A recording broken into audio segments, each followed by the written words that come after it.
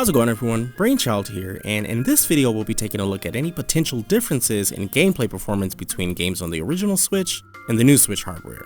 If this is your first time hearing about the new Switch hardware, I recommend checking out our unboxing video, which offers an up-close and personal look at the new Switch.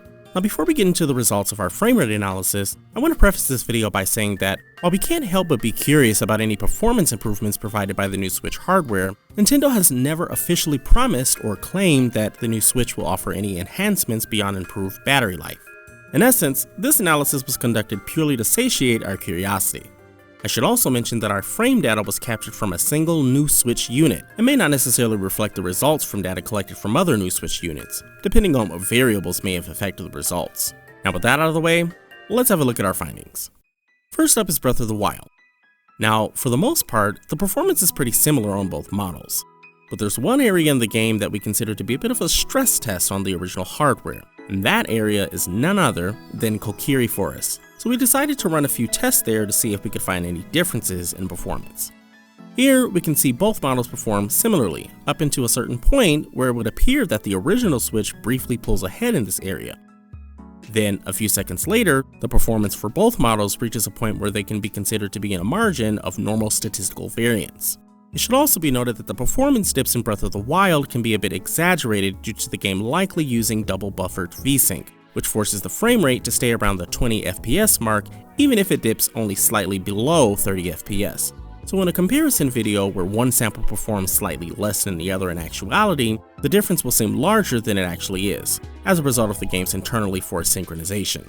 Also, considering how unstable the frame rate is for this area and how dynamic the game is, we could repeat these tests 100 times and get different results each time. So while it might seem a bit odd to see the new Switch underperform compared to the original model, can't really draw any firm conclusions from this data alone, other than the fact that the new Switch doesn't appear to be providing better overall performance in this area.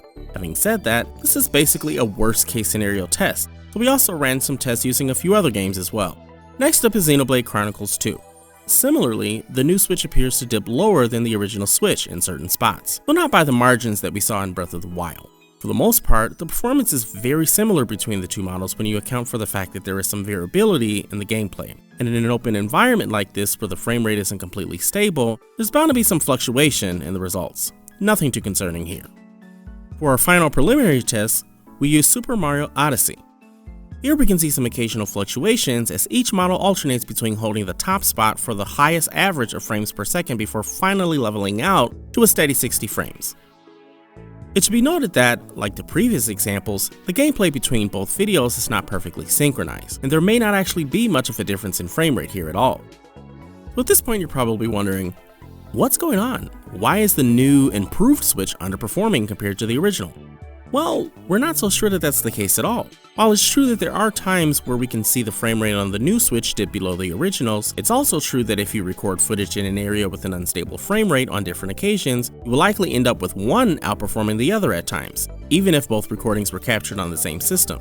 In other words, an unstable frame rate yields unstable results, which is probably what happened in our tests. Even though we haven't seen any new evidence to suggest that the new Switch is less performant than the original Switch, there's also a clear lack of evidence of any significant improvement in performance provided by the new SoC in the new Switch, at least in our tests. That isn't to say that the new Switch is incapable of better performance than the original Switch, but as far as we can tell, any significant performance boost has yet to materialize in our analysis, which was pretty thorough by the way. Due to the nature of this analysis, we wanted to make sure that our measurements were as precise as possible, so in order to do that, we went through the painstaking and torturous process of counting over 9,000 individual still frames across all of the footage recorded, by hand, distinguishing between unique frames and duplicate frames relative to their SMPTE timecode stamps. After the manual analysis was complete, we ran the footage through an open source frame analysis tool known as Teardrop to visualize the data. However, the algorithms used in this tool aren't perfect, so to make sure that the visualized data match the manual results, we hand counted the frames exported from Teardrop and then calibrated the tool to maintain accuracy. Also, as another check on the integrity of the methodology, we analyzed footage from a game with a known, stable frame rate to make sure that our capture equipment wasn't negatively affecting the results. Suffice to say, we were not quick to arrive at any conclusions regarding any potential performance changes with the new Switch hardware, and we investigated and deliberated the matter quite rigorously.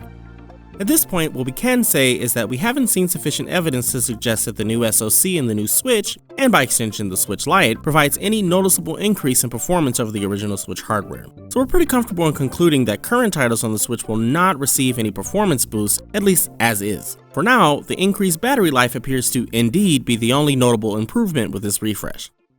And that's all for this frame rate analysis. If you've enjoyed this video, be sure to give it a like and share your thoughts with us in the comments below. You can also hit the subscribe button and notification bell if you haven't already, and be sure to stay tuned to Game Explain for more coverage on all things gaming. Cheers!